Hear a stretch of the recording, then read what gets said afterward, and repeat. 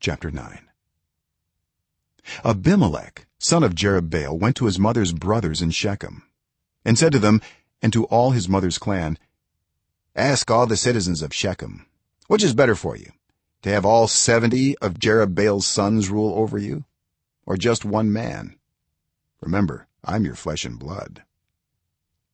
When the brothers repeated all this to the citizens of Shechem, they were inclined to follow Abimelek, for they said, he is related to us. They gave him 70 shekels of silver from the temple of Baal-Berith, and Abimelek used it to hire reckless scoundrels who became his followers. He went to his father's home in Ophrah, and on one stone murdered his 70 brothers, the sons of Jerub-Baal.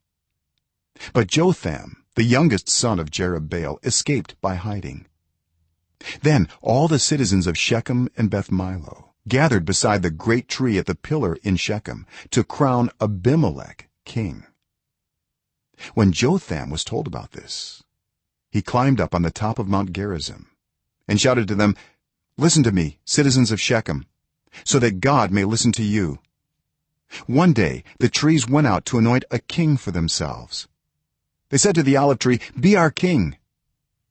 But the olive tree answered, should I give up my oil, by which both gods and humans are honored, to hold sway over the trees? Next the trees said to the fig tree, come and be our king. But the fig tree replied, should I give up my fruit, so good and sweet, to hold sway over the trees? Then the trees said to the vine, come and be our king. But the vine answered, should I give up my wine, which cheers both gods and humans, to hold sway over the trees? Finally all the trees said to the thorn bush, come and be our king. The thorn bush said to the trees, if you really want to anoint me king over you, come and take refuge in my shade, but if not, then let fire come out of the thorn bush and consume the cedars of Lebanon. Have you acted honorably and in good faith by making Abimelek king? Have you been fair to Jerub-Baal and his family? Have you treated him as he deserves? Remember that my father fought for you and risked his life to rescue you from the hand of Midian. But today you have revolted against my father's family. You have murdered his 70 sons on a single stone and have made Abimelek, the son of his female slave, king over the citizens of Shechem, because he is related to you. So have you acted honorably and in good faith toward Jerub-Baal and his family today? If you have, may Abimelek be your joy, and may you be his too. But if you have not, let fire come out from Abimelek and consume you, the citizens of Shechem and Beth Millo, and let fire come out from you, the citizens of Shechem and Beth Millo, and consume Abimelek. Then Jotham fled, escaping to Beer, and he lived there because he was afraid of his brother Abimelek. After Abimelek had governed Israel 3 years, God stirred up animosity between Abimelek and the citizens of Shechem, so that they acted treacherously against Abimelek. God did this in order that the crime against Jerub-Baal's 70 sons, the shedding of their blood, might be avenged on their brother Abimelek and on the citizens of Shechem, who had helped him murder his brothers. In opposition to him, these citizens of Shechem set men on the hilltops to ambush and rob everyone who passed by, and this was reported to Abimelek. Now Gaal son of Ebed moved with his clan into Shechem, and its citizens put their confidence in him. After they had gone out into the fields and gathered the grapes and trodden them, they held a festival in the temple of their god. While they were eating and drinking, they cursed Abimelek. Then Gaal son of Ebed said, who is Abimelek, and why should we Shechemites be subject to him? Isn't he Jerub-Baal's son, and isn't Zebul his deputy? Serve the family of Hamor, Shechem's father. Why should we serve Abimelek? If only this people were under my command, then I would get rid of him. I would say to Abimelek, call out your whole army. When Zebul, the governor of the city, heard what Gaal son of Ebed said, he was very angry.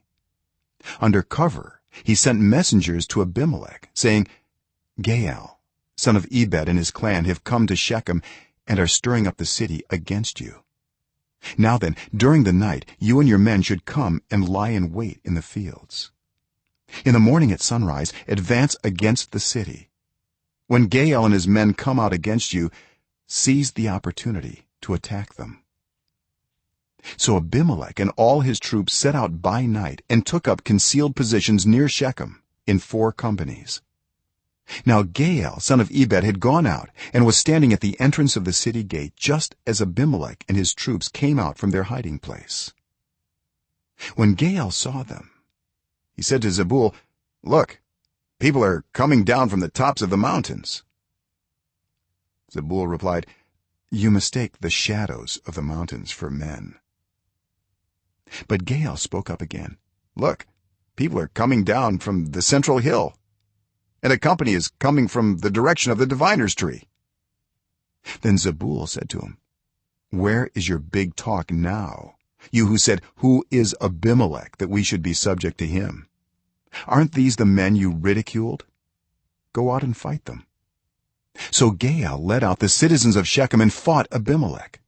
Abimelek chased him all the way to the entrance of the gate, and many were killed as they fled. Then Abimelek stayed in Arumah, and Zebul drove Gaal and his clan out of Shechem. The next day the people of Shechem went out to the fields, and this was reported to Abimelek. So he took his men, divided them into 3 companies, and set an ambush in the fields. When he saw the people coming out of the city, he rose to attack them.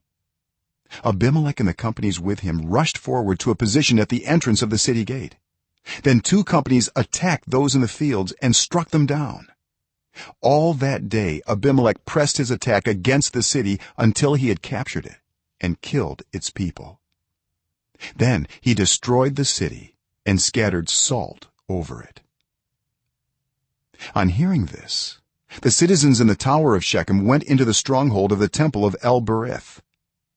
When Abimelek heard that they had assembled there, he and all his men went up Mount Zalmon.